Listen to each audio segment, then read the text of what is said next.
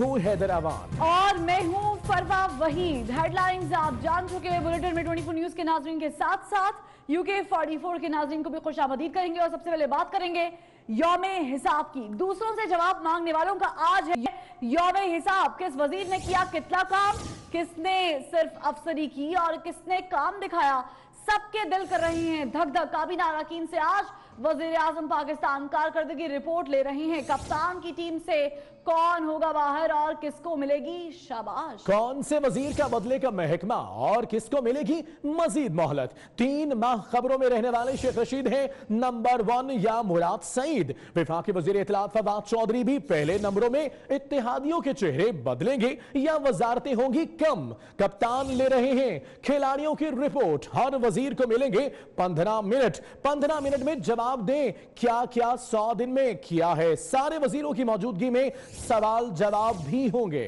15 minute की मोहलत और 15 मिनट में अपनी वजारत से मुतालिक 100 दिनों में क्या किया है ये बताना होगा। इसी पर बात करेंगे अपने नुमाइंदे बशीर चौधरी से। बशीर चौधरी बताइएगा आज कौन सा वजीर फर्स्ट और कौन लास्ट आ सकता है।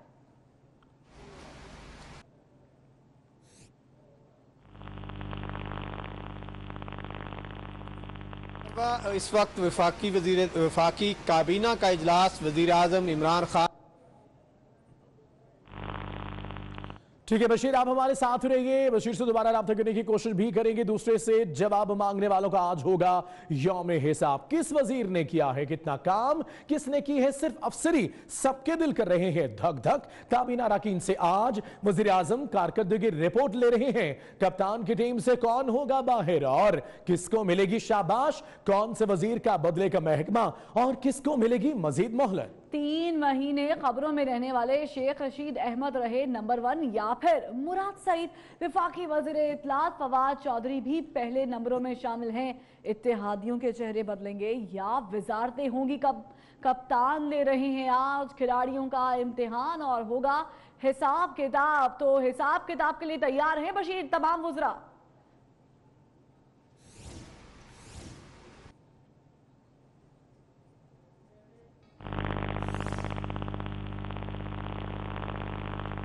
जी बिल्कुल, वफाकी जारी है और आज का इजलास बड़ा खास है और ख़ास एजेंडे पर बुलाया गया है क्योंकि इजलास में वफाकी जो कारकर्दगी है, वफाकी वजारतों की जो कारकर्दगी है, आज उसका हिसाब।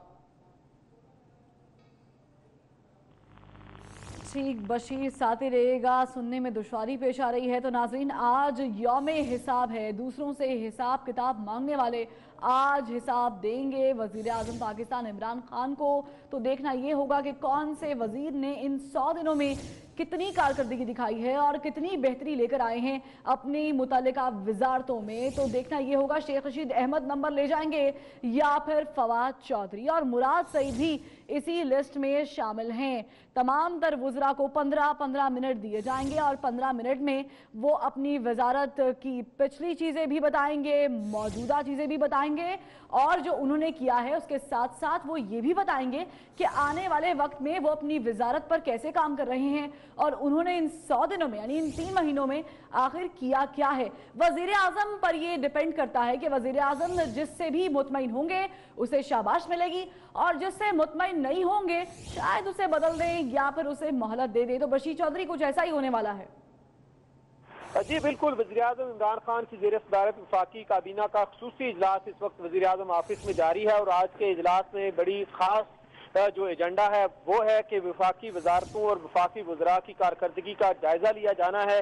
वज़ीर आज़म ने तमाम वफाकी वज़रा को 15 मिनट जो है वो दिए हैं कि वो 15-15 मिनट में अपनी कारकर्दगी पर वज़ीर काबीना को ब्रीफिंग देंगे। वज़ीर आज़म खुद इस ब्रीफिंग को कंडक्ट करेंगे और फिर जब 15 मिनट गुजर जाएंगे तो 5 मिनट जो है वो मुख्तलिफ वफाकी वज़रा और वज़ीर आज़म की जानिब से सवाल किए जाएंगे और उन सवालों के जवाब भी देना होंगे। इस कारकर्दगी को जांचने के बाद जो है वफाकी काबीना में रद्दोबदल का फैसला किया जाएगा। जो पैमाना रखा गया है कारकर्दगी का, एक तो जो हुकूमत ने तहरीक इंसाफ की हुकूमत ने 100 रोजा प्लान दिया था। देखना यह है आज की ब्रीफिंग में कि क्या उस 100 रोजा प्लान पर मुतल्लिका वजारत ने काम किया और कितना काम किया और कितना काम करना बाकी है। इसके साथ साथ बचत मुहिम शुरू की गई थी, कितनी गाड़ियां नीलाम की, कितने ऐसे इनिशिएटिव लिए जिनसे जो बजट का मामूल का जो वजारत का मामूल का बजट था उसको रोका जा सके, और फिर जो नए इकदाम मुतारफ कराए किसी भी वजारत ने उन पर जो है उसको कारकर्दगी का म्यार रखा गया है। और इस सारी कारकर्दगी के बाद वफाकी काबीना में रद्दोबदल भी होगा, तब्दीलियां भी होंगी। हमारे ज़राए ये बता रहे हैं कि कुछ वज़रा जो है वो वजारतों से हाथ भी धो बैठ सकते हैं, और कुछ की तरक्की भी हो सकती है और कुछ की तनज़्ज़ुली भी हो सकती है। कुछ वजारतें जो हैं वो इधर उधर भी हो जाएंगी। कुछ एक आध इत्तेहादी जो है उनकी वजारत पर भी सवालिया निशान मौजूद है। अब उनके साथ तहरीक इंसाफ की हुकूमत कैसे निपटेगी ये आइंदा आने वाले दिनों में पता चलेगा। लेकिन आज का दिन विफाकी वज़रा के लिए कड़े इम्तिहान का दिन है कि उन्हें वज़ीर आज़म को मुतमईन करना है अपनी कारकर्दगी से, और अपनी जो 100 रोज़ा कारकर्दगी है उस पर उनको वज़ीर आज़म को ब्रीफ देना है। और वज़रा जो हैं वो मुतमईन कर पाते हैं नहीं, ये आज पता लग जाएगा। बहुत शुक्रिया आपका। ऑपोजिशन लीडर शहबाज शरीफ की इस्लामाबाद में रिहाइशगाह को सब जेल करार दे दिया गया है। चीफ कमिश्नर इस्लामाबाद ने नोटिफिकेशन जारी कर दिया है। मिनिस्टर्स कॉलोनी के घर नंबर 26 को 10 दिसंबर से कौमी असम्बली के इजलास के खात्मे तक सब जेल करार दिया गया है। अहम खबर से आपको आगाह कर रहे हैं। ऑपोजिशन लीडर मियां मोहम्मद शहबाज शरीफ की इस्लामाबाद में रिहाइशगाह को सब जेल करार दे दिया गया है।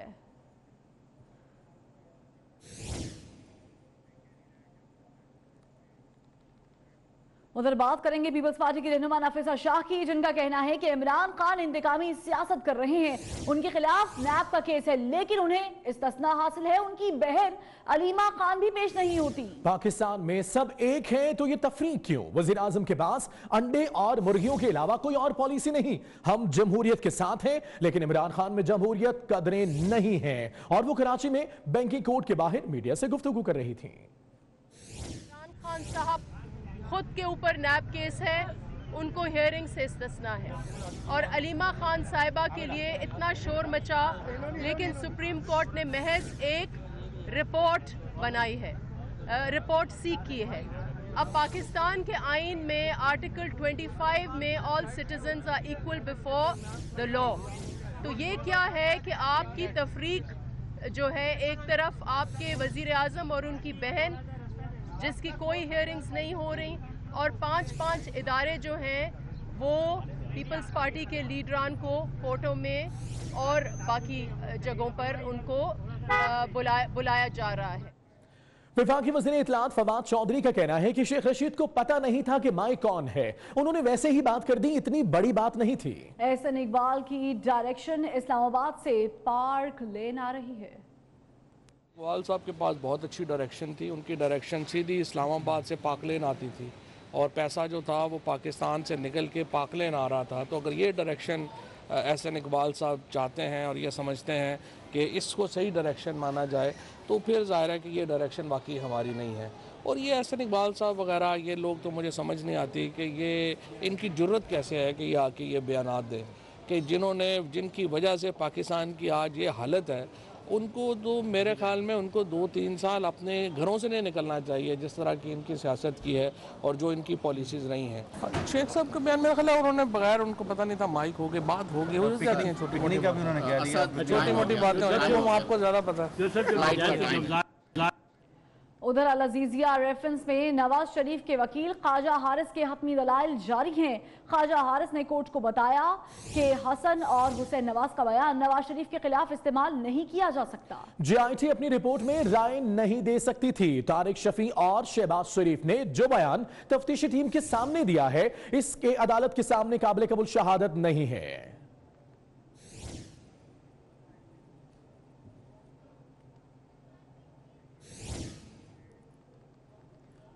महकमा दाखिला ने तरीके लब्बैक के 900 कारकुनों को रिहा करने का हुक्म दे दिया है। C कैटेगरी के कारकुनान को रिहा करने का हुक्म दिया गया है। A और B कैटेगरी के कारकुनान को फिलहाल रिहा न करने का फैसला किया गया है। तो 900 ये कारकुन हैं जिन्हें रिहा किया गया है और ये फैसला कर लिया गया है। महकमा दाखिला ने तरीके लब्बैक के 900 कारकुनान को रिहा करने का हुक्म दे दिया है।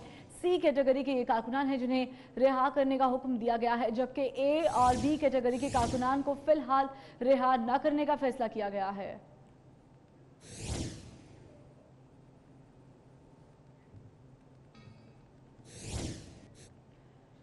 उधर पीपल्स पार्टी के रहनुमा एतजाज एहसन का कहना है कि सिंध आहनी दीवार की तरह पीपल्स पार्टी के साथ खड़ा है। सिंध पीपल्स पार्टी के साथ इसी वजह से लोग घबरा रहे हैं। 100 दिन सदारती निजाम में दिए जाते हैं, पार्लिमानी में नहीं। वो लाहौर हाईकोर्ट के बाहर मीडिया से गुफ्तगू कर रहे थे। पीपल्स पार्टी के पास एक बहुत बड़ा हिस्सा पाकिस्तान का वो बड़ी मुस्तहकम अंदाज से पीपल्स पार्टी के साथ है और वो सिंध का सूबा है। वो पीपल्स पार्टी हर दफ़ा सिंध का में जीत रही है। पंजाब में तो फिर नून लीग थी, अब पीटीआई आ गई है। सिंध में तो बदस्तूर पीपल्स पार्टी, और बड़ा प्रोपेगेंडा किया इन्होंने पीपल्स पार्टी के ख़िलाफ़ कि थर में अमवात हो रही हैं, सिंध में तरक्की नहीं हुई। और सिंध पीपल्स पार्टी के बदस्तूर साथ है और आहनी दीवार की तरह सिंध साथ खड़ा है। उससे ये कराची से खबर आपको देंगे, जहां शाह फैसल कॉलोनी में कारखाने में जनरेटर का धुआं भरने से 3 मजदूर जाबहक हो गए हैं। इसी पर बात करेंगे अपने नुमाइंदे इरफान अब्बासी से। इरफान अब्बासी, बताइएगा क्या मालूम हो सका इस वाक़े के हवाले से और इन तीनों मजदूरों का ताल्लुक कहां से है?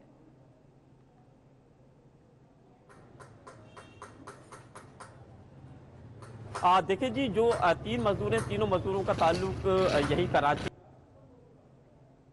जो उसकी तस्वीर इरफान अब्बासी से राब्ता बहाल करने की कोशिश करेंगे। ये अफसोसनाक वाक़या पेश आया है कराची में, जिसका इलाका है शाह फैसल कॉलोनी। यहाँ पर एक कारखाने में जनरेटर का धुआं भर जाने से 3 मजदूर जामहक हो गए हैं। बताया ये जा रहा है कि बिजली ना होने की वजह से रात गए इन मजदूरों ने जनरेटर ऑन किया और उसके बाद ऑफ नहीं किया। धुआं भर जाने से ये तीनों अपनी नींद सो गए हैं।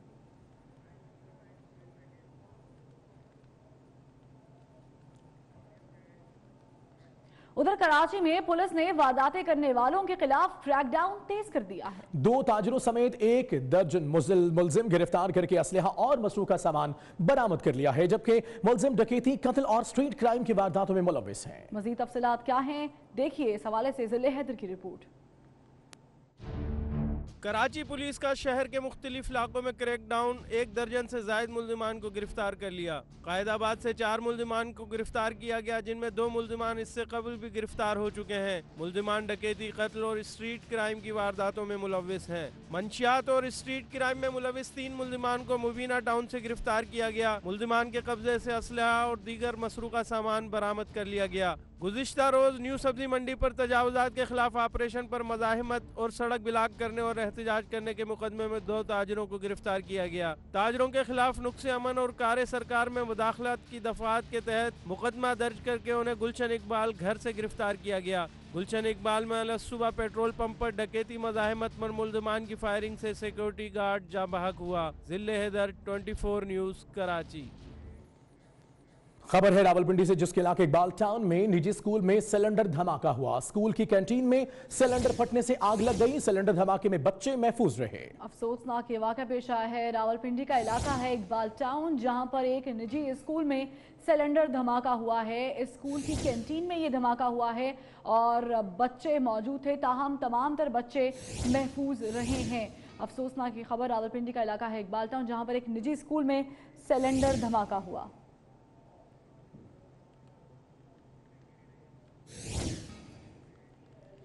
एक और खबर शामिल करते हैं। तौंसा शरीफ में जो है ये अफसोसनाक वाक़या पेश आया है। यहाँ पर जो है हेड सूबे पर मुसाफिर कोच नहर में गिरने से हलाकतों की तादाद 8 हो गई है। हादसे में मुतादिद अफराद जख्मी भी हुए हैं। मुतादिद अफराद जख्मी हुए, जिन्हें हॉस्पिटल मुंतकिल किया गया। तौंसा शरीफ में वामा के करीब हेड सूबा पर मुसाफिर कोच नहर में गिरने से हलाकतों की तादाद 8 हो गई।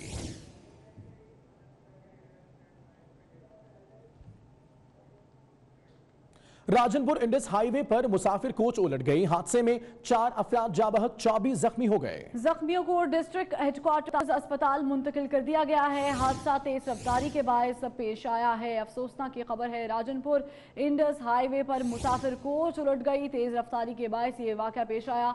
हादसे में 4 अफराद जान की बाजी हार गए, जबकि 24 अफराद जख्मी भी हो गए हैं। जख्मियों को डिस्ट्रिक्ट हेडक्वार्टर अस्पताल मुंतकिल कर दिया गया है, जहां पर उन्हें तिब्बी इमदाद दी जा रही है।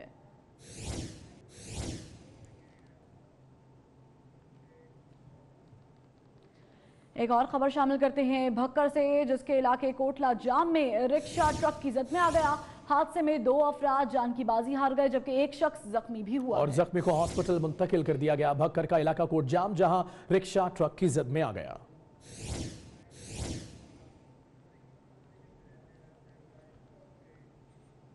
अलाइड अस्पताल फैसलाबाद से नौमालूद को अगवा कर लिया गया। 24 न्यूज ने सीसीटीवी फुटेज हासिल कर ली। नामालूम खातून रात भर मुकवी बच्चे के वरसा के साथ रही।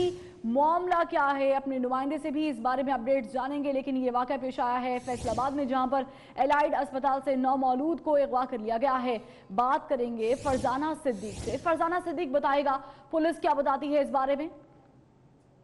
हॉस्पिटल के आमना वार्ड से 4 दिन का जो बच्चा है वो अगवा हुआ है। झंग रोड की रहायशी जो है वो आमना वार्ड में एडमिट थी, आमना वार्ड में दाखिल थी और 4 दिन का बच्चा था जिसकी पैदाइश हुई। लेकिन आज सुबह जब सोकर उठे तो जो वालिदैन थे उनके इल्म में आया कि बच्चे को अगवा कर लिया गया है। दूसरी जानब वाक़े की सीसीटीवी फुटेज भी मौसूल हो चुकी है, जिसमें अगवा कर खातून को वाज़ेह तौर पर देखा जा सकता है कि वह बच्चे को वार्ड से लेकर निकल रही है। मैं इस वक्त बच्चे के वर्षा के साथ मौजूद हूँ, उनसे बात करते हैं। बच्चे की नानी जो है वो इस वक्त गम से निढाल हैं, उनसे बात करते हैं। तो दर्द होंदी सी ओदे, तो आखन लगी मेरी बेटी भी इत्थे लै जाओ, दवाई लिया के दो इन्हूं। मैं उत्थे खड़िया काउंटर ते लैके गई, उन्होंने आख्या भी अजे नहीं दवाई मिलनी। मैनू उन्हें फिर कुड़ी ने मेरी ने कहा, मैं आख्या अम्मी कुड़ी दा मुंडा ना कमज़ोर हो जाना, मैं इन्हूं दवाई लिया के दे।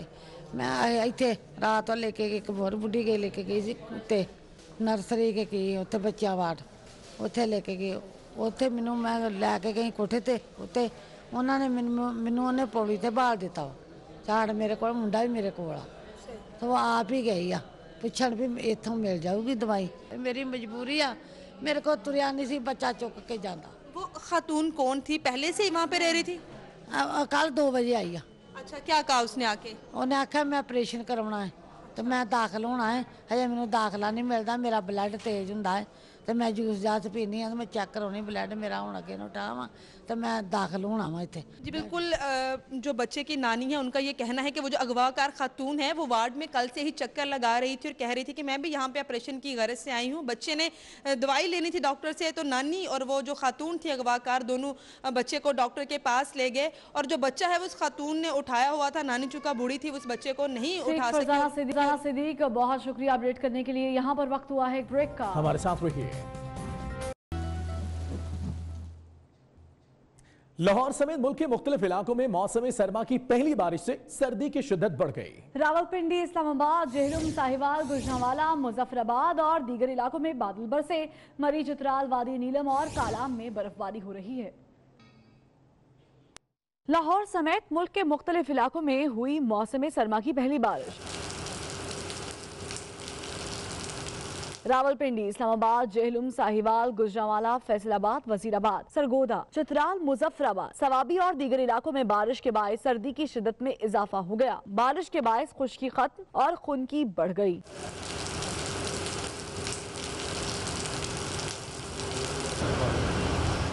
मरी, गलियात, चित्राल, बल्तिस्तान, अठमकाम, वादी नीलम, वादी लीपा, कालाम और चित्राल में बर्फबारी ने समा बांध दिया। कालाम में अब तक 6 इंच से ज्यादा बर्फ पड़ चुकी है। लोग बर्फबारी की वजह से घरों में महसूर होकर रह गए हैं। बाज़ जगहों पर टेम्परेचर नुक्ताए इंजमात से भी नीचे गिर गया है। सयाह मौसम का लुत्फ उठाने के लिए पहुँचने लगे हैं।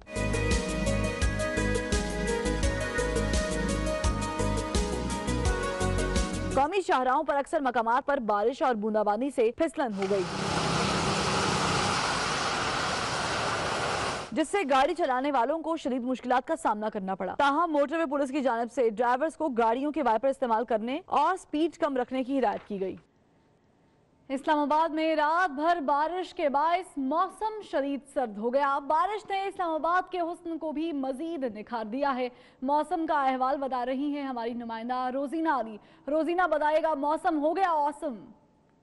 जी, भीगा भीगा सा ये दिसंबर है और दिसंबर भीग ही गया। इस्लामाबाद में हम देख रहे हैं कि रात भर से जो बारिश का सिलसिला चला था उसके बाद सर्दी की शिद्दत में बहुत ज़्यादा इजाफा हो चुका है। इस्लामाबाद का आज कम से कम दर्जा हरारत 7 डिग्री सेंटीग्रेड रिकॉर्ड किया गया है। और अच्छी बात यह है, खुशखबरी यह है कि महकमा मौसमियात ने मजीद बारिशों का इम्कान भी जाहिर किया है। महकमा मौसमियात का कहना है कि मुल्क भर में जो है 80% मजीद इम्कानात है कि मुख्तलिफ शहरों में बारिशें होंगी। अभी तक तो सबसे ज़्यादा बारिश जो है वो खैबर पख्तूनख्वा में रिकॉर्ड की गई है। इस वक्त जो है मंजर इस्लामाबाद को बहुत ज़्यादा अच्छा लग रहा है। और ये जो मेरे पीछे ये जो बना हुआ है कि रेड रेड से फ्लावर्स है, गुलाबी भी है, लाल भी है, ये सारा कुछ देख के बहुत अच्छा लग रहा है। हर चीज़ उजली उजली निखरी निखरी सी लग रही है। और फिर जो है इस मौसम में तो दिल कर रहा है, क्योंकि सर्दी बहुत ज़्यादा है, मैंने भी ग्लव्स पहने हुए हैं क्योंकि ठंड बहुत ज़्यादा लग रही है। तो दिल यही चाहता है कि अब जाया जाए कहीं पे, गर्मा गर्म चाय पी जाए, क्योंकि इस्लामाबाद का मौसम बहुत अच्छा, बहुत ज़्यादा सर्द हो चुका है। शुक्रिया रोजीना अली, आप खूब इंजॉय कर रही हैं। मरी में भी बर्फबारी हुई है जिसकी बायस सफ़ेद चादर ओढ़ ली है हर चीज़ ने। हमारे नुमाइंदे हैदर अली मॉल रोड पर मौजूद हैं, उनसे अपडेट्स लेंगे। हैदर अली बताइएगा यहाँ पर मौसम कैसा है?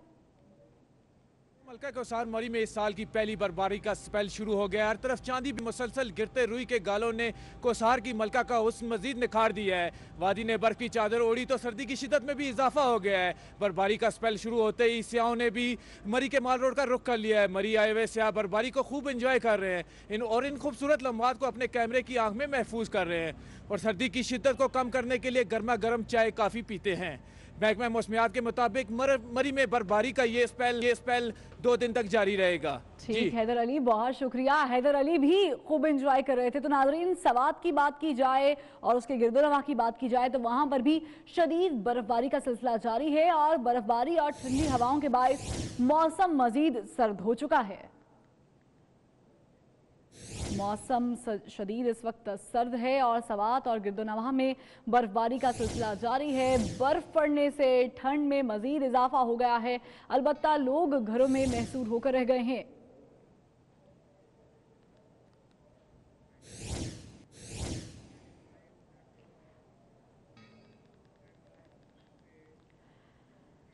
उधर एबटाबाद और गलियात में बारिश और बर्फबारी से मौसम सर्द हो गया।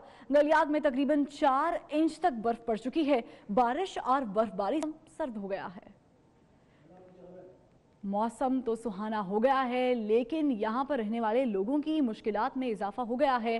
सर्दी बढ़ गई है। बर्फबारी के बायस लोग घरों में महसूर होकर रह गए हैं। एबटाबाद और गलियात में भी बारिश और बर्फबारी का सिलसिला शुरू हो चुका है। मौसम यहाँ पर मजीद ठंडा ठार हो गया है।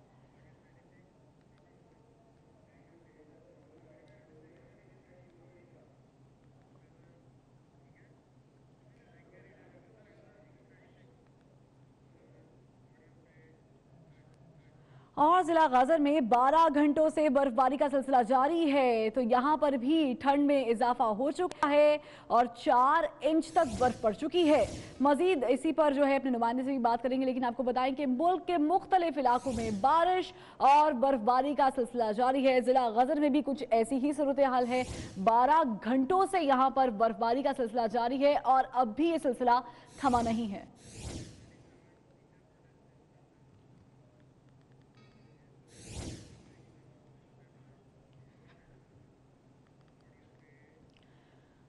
कुछ दीगर खबरों में आपको बताएं कि इस्लामाबाद के डी चौक में असातिज़ा का धरना 8वें रोज भी जारी है। शदीद सर्दी और बारिश में ख़वातीन असातिज़ा भी अपने मुतालबात की मंजूरी के लिए धरने में शरीक है। मनाजिर आप 24 न्यूज़ की स्क्रीन पर देख सकते हैं। इस्लामाबाद के डी चौक में असातिज़ा का धरना 8वें दिन में दाखिल हो गया है। शदीद सर्दी है और बारिश भी हुई है, लेकिन इस धरने में ख़वातीन भी पेश हैं और अपने मुतालबात की मंजूरी तक धरना जारी रखने का ऐलान कर चुकी हैं। यहाँ पर वक्त हुआ है ब्रेक का। हमारे साथ रहिए। ब्रेक के बाद खुशामदीद कहेंगे। पंजाब फूड अथॉरिटी की सूबा भर में स्वीट्स प्रोडक्शन यूनिट्स की चेकिंग जारी है। 65 स्वीट्स प्रोडक्शन यूनिट का मुआयना करके 3 सील और 12 को भारी जुर्माने किए गए हैं। जी बिल्कुल। और DG food authority captain retired Mohammad Usman का कहना है कि मिठाई की तैयारी में नाकिस फ्लेवर्स, खुले रंग और गैर मयारी घी का इस्तेमाल किया जाता है। हमारा अज़्म मयारी खुराक की फराहमी को यकीनी बनाना है। तो पंजाब फूड अथॉरिटी की कार्रवाइयाँ जारी हैं सूबे भर में और इस बार निशाना बने हैं स्वीट्स प्रोडक्शन यूनिट्स और उनकी चेकिंग की जा रही है। 59 स्वीट प्रोडक्शन यूनिट्स है जिनका मुआयना किया गया है। 3 को सील कर दिया गया है जबकि 12 को भारी जुर्माने किए गए हैं।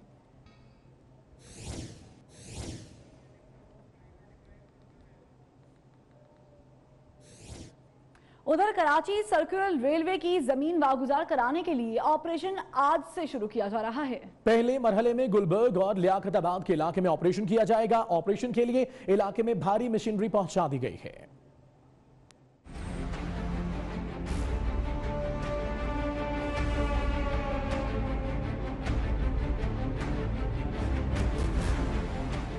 कराची सर्कुलर रेलवे से तजावुजात हटाने के लिए ऑपरेशन का आगाज आज से किया जाना है। पहले मरहले में शहरी इंतजामिया गुलबर्ग और लियाकताबाद के इलाके में यह ऑपरेशन सरअंजाम देगी। ऑपरेशन के आगाज से कबल इलाके में मशीनरी पहुंचाना शुरू कर दी गई है। इंतजामिया ने कई हफ्ते कबल बैनर्स आवेजा करके शहरियों को सर्कुलर रेलवे की जमीन खाली कराने का कहा था। तजावुजात के खिलाफ ऑपरेशन के मौके पर पुलिस की भारी नफरी भी इलाके में मौजूद है। सर्कुलर रेलवे के 43.1 किलोमीटर ट्रैक में से 22 किलोमीटर पर कब्जा है। इस कब्जे में घर, भैंसों के बाड़े, स्क्रैप हाउसेस और दीगर तामीरात बनाई जा चुकी हैं। ट्रैक को काबजीन से खाली करवाकर सर्कुलर रेलवे की बहाली का अमल बतदरीज शुरू किया जाएगा। हुक्काम का कहना है कि सर्कुलर रेलवे की बहाली में तकरीबन 4 साल का अरसा दरकार है, लेकिन इससे कबल तजावुजात का खात्मा जरूरी है।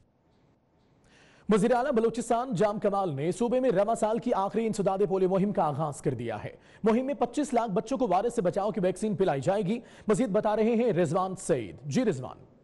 जी बिल्कुल, बलूचिस्तान भर में जो है वो रवां साल की आखिरी पोलियो मुहिम का आगाज़ कर दिया गया है। मजमूई तौर पर सूबे भर में 3 रोज़ा, जबकि कोयटा, पशीन और किला अब्दुल्ला में जो है वो 5 रोज़ा पोलियो मुहिम चलाई जाएगी। इन 3 अजला में पोलियो मुहिम के आयाम में इजाफे का मकसद ये था कि यहाँ पर की जो ड्रेनेज का पानी है उसमें पोलियो वायरस की तस्दीक होने के बाद यहाँ पर जो है वो 5 रोज़ा पोलियो मुहिम चलाई जा रही है। मजमूई तौर पर जो है वो ट्रांजिट पॉइंट भी रखे गए हैं पाक अफगान बॉर्डर पर, साथ ही साथ मोबाइल टीमें और फिक्स पॉइंट्स भी रखे गए हैं जहाँ पर जो है वो बच्चों को पोलियो के कतरे पिलाए जा सकते हैं। टारगेट रखा गया है 25 लाख बच्चों का जिन्हें पोलियो के कतरे पिलाए जाएंगे। इस हवाले से जो है वो टीमें मूव करिए। अब से कुछ देर कबल इस पोलियो मुहिम का आगाज़ वज़ीर आला बलूचिस्तान जाम कमाल साहब ने कर दिया है और अब जो है वो यहाँ आज से लेकर 5 रोज तक जो है वो पोलियो मुहिम का सिलसिला जारी रहेगा। ठीक है रिजवान से बहुत शुक्रिया आपका। इसी पर वज़ीर आज़म इमरान खान का कहना है कि पाकिस्तान को पोलियो फ्री बनाने के लिए हर पाकिस्तानी जिम्मेदारी का एहसास करे। अपने ट्वीट में कहते हैं तमाम पाकिस्तानी पोलियो के खात्मे की मुहिम में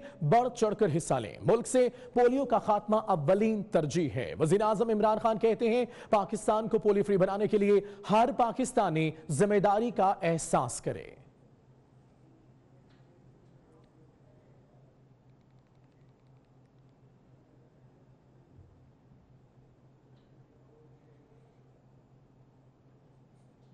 दुनिया भर में आज इंसानी हुकूक का दिन मनाया जा रहा है। इंसानी हुकूक सिर्फ मर्द और औरतों के लिए ही नहीं, ख्वाजा सराओं को भी बराबरी के हुकूक हासिल हैं। मानिए शकील की रिपोर्ट में देखिए। आज दुनिया भर में इंसानी हुकूक का आलमी दिन मनाया जा रहा है। ये आलमी दिन सिर्फ मर्दों या औरतों के लिए ही नहीं बल्कि उस सन्फ के लिए भी है जो हमारे ही माशरे का हिस्सा है, यानी ख्वाजा सरा।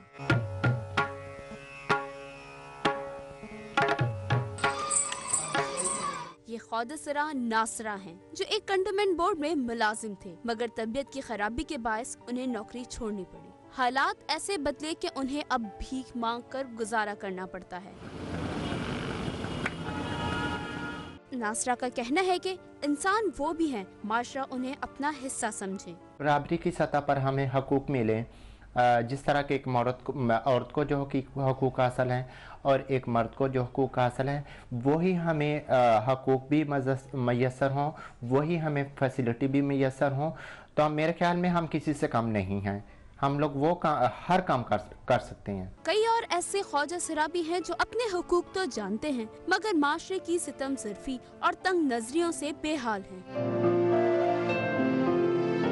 बातें करते हैं, आवाज़ें कसते हैं, उनको छक्का बोलते हैं, तो हम उनके साथ खड़े हो जाते हैं। कहीं पे मेरे साथ भी ऐसा होता रहता है, बसों में होता रहता है। एक खामी है तो वो अल्लाह की तरफ से है ना, हमारी तरफ से तो नहीं है। हकूक का मतलब ये है कि हमें सिर्फ इतना हकूक दे दिया जाए कि हम माशरे में इज्जत के साथ चल पड़े। हम ये नहीं चाहते कि हम भीख मांगे। कौन चाहेगा कि हाथ फैलाएं? इन ख्वाजा सरा का कहना है कि इंसानियत के नाते उन्हें भी हुकूक मिलने चाहिए जो दीगर इसनाफ को मिलते हैं, तभी वो माशरे की तरक्की में अहम किरदार अदा कर सकते हैं। जब बात हुई इंसानी हुकूक की तो ख्वाजा सरा भी हमारे माशरे का ऐसा ही हिस्सा है जैसे कोई मर्द हो या औरत। उनके हुकूक की तहफ़्फ़ुज़ की जिम्मेदारी हुकूमत और हम पे दोनों पे आयद होती है। कैमरामैन असगर हुसैन के हमरा मानिया शकील, 24 न्यूज, कराची।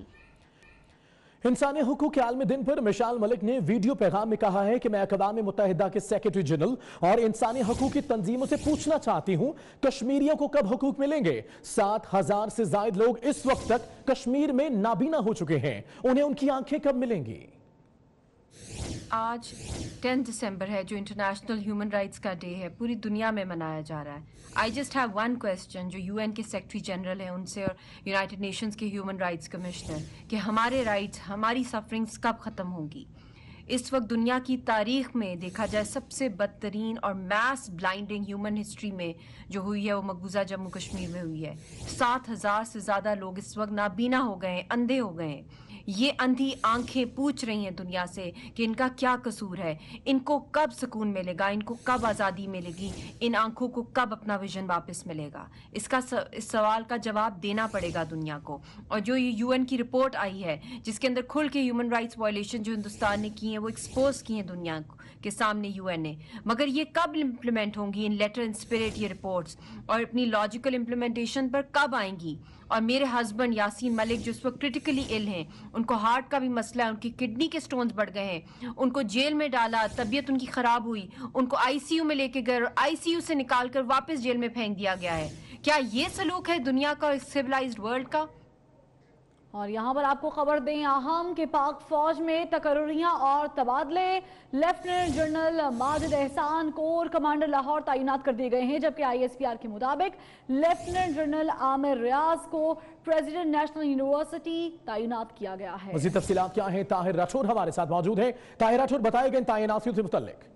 जी बिल्कुल, ISPR के मुताबिक ये तैनातियां विद इमीडिएट इफेक्ट हैं और नए कोर कमांडर अपना चार्ज संभालेंगे लाहौर कोर कमांडर के तौर पे, और प्रेसिडेंट लगा दिया गया है नेशनल डिफेंस यूनिवर्सिटी का। लेफ्टिनेंट जनरल रियाज को उनको प्रेसिडेंट मुकर्रर किया गया है और इसका इतलाक फौरी तौर पे करने का भी कहा गया है।